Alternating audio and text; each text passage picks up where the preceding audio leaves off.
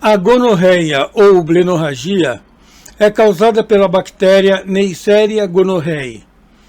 Geralmente, a gonorreia é transmitida pelo contato sexual vaginal, anal, oral, oroanal ou por dedos, vibradores ou plugs anais contaminados. As pessoas geralmente têm uma secreção saindo do pênis ou da vagina e podem precisar urinar com mais frequência e urgência e apresentar também ardor na região genital. Os recém-nascidos podem adquirir infecção da conjuntiva do olho durante a passagem pelo canal do parto, e crianças podem adquirir gonorreia como resultado de abuso sexual. Entre 10 a 20% das mulheres, a infecção pode subir por dentro do útero para as tubas uterinas e daí para o peritônio pélvico, causando a chamada doença inflamatória pélvica. A infecção, ao mesmo tempo, por Chlamydia trachomatis, ocorre em 15 a 25% dos homens heterossexuais e em 35 a 55% das mulheres. Vemos aqui então nessa imagem à esquerda, bem em cima, a secreção purulenta de gonorreia saindo do pênis do homem. E aqui nesta visão abaixo à esquerda, nós vemos a secreção purulenta saindo pelo orifício do colo do útero para dentro da vagina. E nesta outra imagem, que agora é uma foto, vemos a secreção de gonorreia saindo da uretra do homem através da ponta do pênis. Na prática de sexo oral, a gonorreia pode se instalar na boca e garganta do homem ou da mulher. Abaixo, vemos a bactéria gonorreia causando um processo infeccioso no olho de uma pessoa adulta. E à direita, uma criança que contraiu a bactéria ao passar pelo canal vaginal. No nosso canal, temos um vídeo específico sobre a doença inflamatória pélvica. E a doença inflamatória pélvica pode ser causada por vários agentes. Neste caso, vemos a gonorreia causando a doença inflamatória pélvica, que vai então se instalar na vagina, no colo uterino, dentro do útero, nas tubas uterinas e também nos ovários. A bactéria Neisseria gonorrhoeae pode causar a uretrite gonocócica e a infertilidade masculina. Vamos dar uma rápida olhada então na anatomia dos órgãos genitais do homem. Nós vemos aqui adiante, em corte, o pênis e aqui o escroto ou saco. No interior do escroto temos o testículo, são dois. Esta região aqui em amarelo é denominada epidídimo, e do epidídimo saem os canais deferentes, pelos quais os espermatozoides chegam na vesícula seminal e depois à próstata, que é esse órgão aqui. Dentro dos testículos nós temos os túbulos seminíferos, onde são produzidos os espermatozoides, que passam para o epidídimo e depois, quando mais maduros, saem do epidídimo para a vesícula seminal, para se misturar então ao líquido seminal, transformando-se então em sêmen. Aqui nós vemos a bexiga urinária, da qual parte a uretra, que é o canal que leva a urina para o meio externo. É através da uretra que as bactérias sobem, podendo causar infecção na bexiga urinária, infecção nas vesículas seminais e também nos canais deferentes e no epidídimo e também no testículo. No testículo, a bactéria vai causar destruição das células germinativas, causando então a e infertilidade masculina. É muito importante que você saiba todas as possibilidades de cuidados que você deve ter para fazer a prevenção às infecções sexualmente transmissíveis. Nós vamos agora mostrar tudo ou quase tudo que você precisa saber para evitar as infecções sexualmente transmissíveis. Uma das maneiras de se evitar as infecções sexualmente transmissíveis é pela abstinência de sexo interpessoal. Abstinência quer dizer simplesmente não praticar. Sexo interpessoal é fazer sexo com outra pessoa ou com outras pessoas.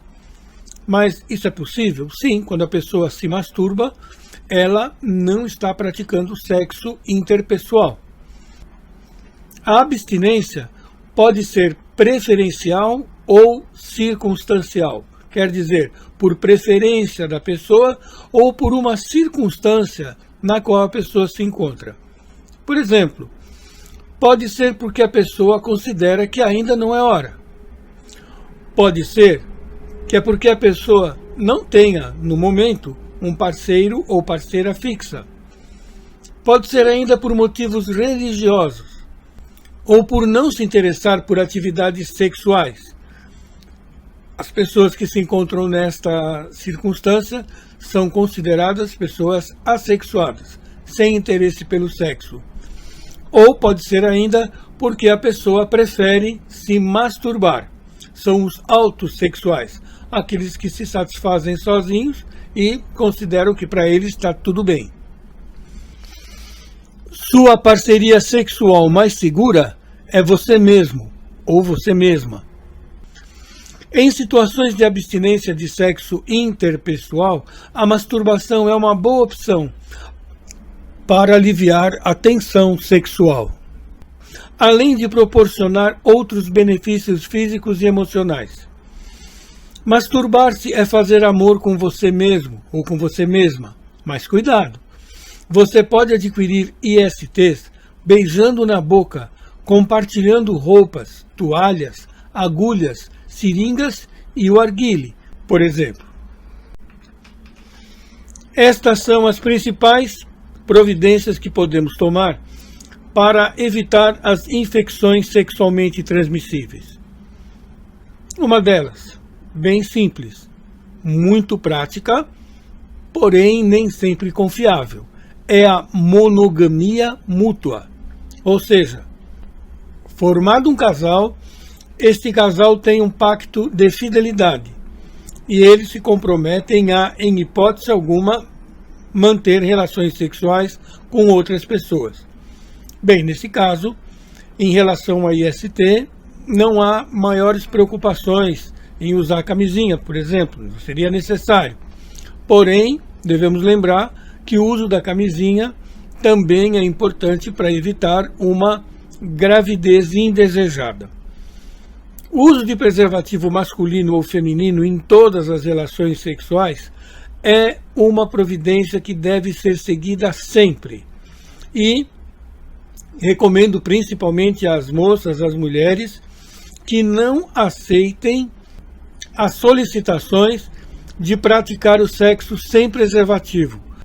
Alguns homens usam um monte de argumentos para justificar essa solicitação, apelando para a confiança. Você não confia em mim?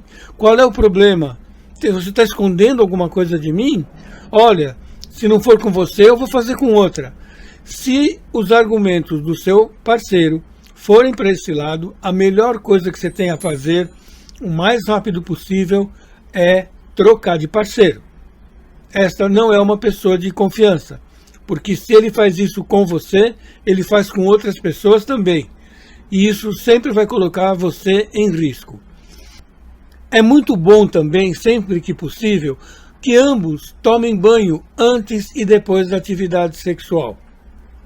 A redução do número de parceiros e parceiras sexuais também é uma medida importante. As pessoas que têm muitos parceiros variados estão sempre se expondo a contrair infecções ou infestações sexualmente transmissíveis. É importante também tomar as vacinas disponíveis, como a do HPV e da hepatite B. Também é muito importante fazer a testagem regular para o HIV e para outras infecções sexualmente transmissíveis, assim como para as hepatites virais. Existem duas providências que são particularmente importantes, especificamente em alguns casos. Uma é chamada profilaxia pós-exposição. O que é a profilaxia pós-exposição? É tomar medidas de prevenção após a exposição que possa ter levado a pessoa a ter contraído uma infecção sexualmente transmissível. Por exemplo, a pessoa vai para uma balada, passa da conta, bebe demais e aceita fazer sexo sem camisinha. Ela poderá tomar uma medicação específica que deve ser tomada de 2 horas após a relação sexual a até 72 horas após a relação sexual, e esta medicação vai então fazer a profilaxia, vai evitar que a pessoa desenvolva infecções sexualmente transmissíveis. Pode acontecer também, no caso da profilaxia pós-exposição, que esse contato tenha sido por motivo de abuso, no estupro, por exemplo.